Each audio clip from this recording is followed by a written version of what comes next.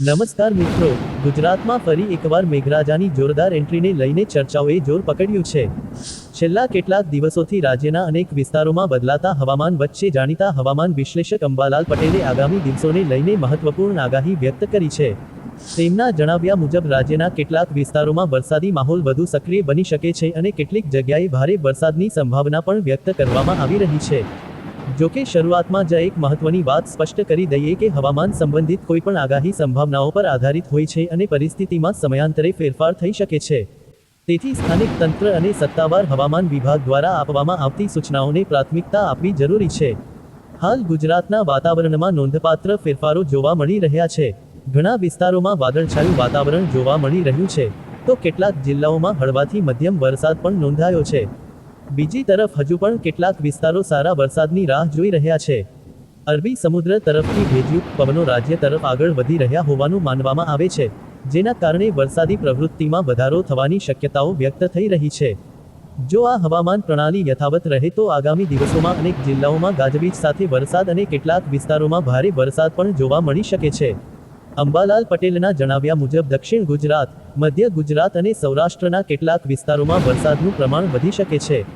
કેટલાક વિસ્તારોમાં સતત વરસાદી માહોલ સર્જાઈ શકે છે, જ્યારે કેટલાક સ્થળોએ ટૂંકા સમયગાળામાં ભારે વરસાદ પણ પડી શકે છે. જોકે કયા વિસ્તારમાં કેટલો વરસાદ પડશે તે સ્થાનિક હવામાનની સ્થિતિ પર નિર્ભર રહેશે. ખેડૂતો માટે આ સમાચાર મહત્વના બની શકે છે. જ્યાં વરસાદની રાહ જોવાઈ રહી છે ત્યાં ખેતીના કામમાં ગતિ આવી શકે છે, પરંતુ જ્યાં ભારે વરસાદ થાય ત્યાં પાણી ભરાવા અથવા પાકને નુકસાન થવાની શક્યતા પણ રહે છે. તેથી ખેડૂતોને પોતાના વિસ્તારની હવામાન માહિતી પર સતત નજર રાખવાની સલાહ આપવામાં આવે છે અને જરૂરિયાત મુજબ પાક સંરક્ષણના પગલાં લેવા જોઈએ. શહેરી વિસ્તારોમાં પણ વરસાદની અસર જોવા મળી શકે છે. જો ટૂંકા સમયમાં વધુ વરસાદ પડે તો નીચાણવાળા વિસ્તારોમાં પાણી ભરાઈ શકે છે અને ટ્રાફિક પર અસર થઈ શકે છે. તેથી વરસાદ દરમિયાન વાહન ચલાવતા લોકો સાવચેતી રાખે, પાણી ભરાયેલા રસ્તાઓથી દૂર રહે અને જરૂરી હોય ત્યારે જ મુસાફરી કરે તે વધુ યોગ્ય રહેશે. હવામાન નિષ્ણાતોના મતે અરબી સમુદ્રમાં ભેજનું પ્રમાણ અને વાતાવરણમાં સર્જાતી સિસ્ટમો વરસાદને અનુકૂળ સ્થિતિ બનાવી શકે છે. જો આ પરિસ્થિતિ યથાવત રહે તો આગામી દિવસોમાં રાજ્યના વિવિધ વિસ્તારોમાં વરસાદી પ્રવૃત્તિ ધીમે ધીમે વધતી જોવા મળી શકે છે. જોકે દરેક જિલ્લામાં સમાન પ્રમાણમાં વરસાદ પડે જ એવી ખાતરી આપી શકાય નહીં. આ દરમિયાન રાજ્યના ઘણા લોકોમાં એક જ પ્રશ્ન છે કે શું હવે ચોમાસું સંપૂર્ણ રીતે સક્રિય બનશે?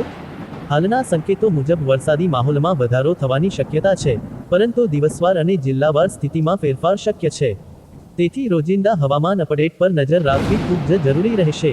મિત્રો, હવે વાત કરીએ આગામી દિવસોની સંભાવનાઓની. વિવિધ હવામાન વિશ્લેષણ મુજબ જો હાલની સિસ્ટમ સક્રિય રહેશે તો રાજ્યના અલગ અલગ વિસ્તારોમાં વરસાદનું પ્રમાણ સમયાંતરે વધી શકે છે. દક્ષિણ ગુજરાતના કેટલાક વિસ્તારોમાં મધ્યમથી ભારે વરસાદની શક્યતા વ્યક્ત કરવામાં આવી રહી છે, જ્યારે મધ્ય ગુજરાત અને સૌરાષ્ટ્રના કેટલાક જિલ્લાઓમાં પણ વરસાદી ઝાપટા સાથે કેટલાક સ્થળોએ વધુ વરસાદ નોંધાઈ શકે છે.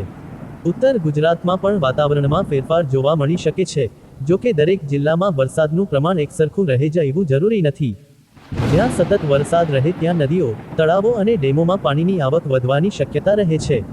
બીજી તરફ નીચાણવાળા વિસ્તારોમાં પાણી ભરાવાની સ્થિતિ પણ સર્જાઈ શકે છે. તેથી સ્થાનિક તંત્ર દ્વારા આપવામાં આવતી સૂચનાઓનું પાલન કરવું ખૂબ જ જરૂરી છે. ખાસ કરીને બાળકોને પાણી ભરાયેલા વિસ્તારોમાં જવા ન દેવા અને વીજળીના થાંભલા અથવા ખુલ્લા વાયરથી દૂર રહેવાની સલાહ આપવામાં આવે છે. ખેડૂતો માટે આ સમય ખૂબ મહત્વનો બની શકે છે. જો વરસાદ યોગ્ય પ્રમાણમાં રહેશે તો વાવેતર અને પાકના વિકાસ માટે અનુકૂળ પરિસ્થિતિ સર્જાઈ શકે છે. પરંતુ જ્યાં ભારે વરસાદની શક્યતા હોય ત્યાં ખેતરમાં પાણીના યોગ્ય નિકાલની વ્યવસ્થા રાખવી જરૂરી બની શકે છે. કૃષિ સંબંધિત કોઈપણ નિર્ણય લેતા પહેલા પોતાના વિસ્તારના કૃષિ વિભાગ અથવા સ્થાનિક નિષ્ણાતોની સલાહ લેવી વધુ યોગ્ય રહેશે. મુસાફરી કરતા લોકો માટે પણ કેટલીક સાવચેતીઓ જરૂરી છે. વરસાદ દરમિયાન રસ્તા લપસણા બની શકે છે, તેથી વાહનની ગતિ નિયંત્રિત રાખવી, અનાવશ્યક મુસાફરી ટાળવી અને હવામાનની સ્થિતિ જાણીને જ લાંબી મુસાફરીનું આયોજન કરવું જોઈએ. જો કોઈ વિસ્તારમાં ભારે વરસાદ અથવા પાણી ભરાવાની માહિતી મળે તો વૈકલ્પિક માર્ગ પસંદ કરવો વધુ સુરક્ષિત રહેશે. આ વચ્ચે ઘણા લોકો સોશિયલ મીડિયા પર ફરતા મેસેજ અને અફવાઓને સાચી માહિતી માની લે છે. પરંતુ હવામાન સંબંધિત માહિતી માટે હંમેશા વિશ્વસનીય સ્ત્રોતો અને સત્તાવાર અપડેટને જ મહત્વ આપવું જોઈએ. કારણ કે ખોટી માહિતીના કારણે ગેરસમજ ઊભી થઈ શકે છે. અંબાલાલ પટેલ દ્વારા વ્યક્ત કરાયેલી આગાહી અને ઉપલબ્ધ હવામાન સંકેતોને ધ્યાનમાં રાખતા એવું કહી શકાય કે આગામી દિવસોમાં ગુજરાતના અનેક વિસ્તારોમાં વરસાદી માહોલ વધુ સક્રિય બની શકે છે. જો કે હવામાનમાં સતત ફેરફાર થતો હોવાથી સ્થિતિ પર સતત નજર રાખવી જરૂરી રહેશે. તો મિત્રો, આજના આ વિડીયોમાં અમે બદલાતા હવામાન, અંબાલાલ પટેલ દ્વારા વ્યક્ત કરાયેલા સંકેતો, સંભવિત વરસાદી વિસ્તારો અને જરૂરી સાવચેતીઓ વિશે વિગતવાર માહિતી મેળવી. જો તમને આ માહિતી ઉપયોગી લાગી હોય તો વિડીયોને લાઈક કરો, તમારા મિત્રો અને પરિવારજનો સાથે શેર કરો જેથી તેઓ પણ સમયસર માહિતી મેળવી શકે. આવા જ હવામાન, વરસાદ અને ગુજરાતના મહત્વપૂર્ણ સમાચારના ઝડપી અને વિશ્વસનીય અપડેટ માટે અમારી સાથે જોડાયેલા રહો. ફરી મળીશું આગામી અપડેટ સાથે. ત્યાં સુધી સુરક્ષિત રહો, સાવચેત રહો અને સત્તાવાર હવામાન સૂચનાઓને અનુસરો. ધન્યવાદ.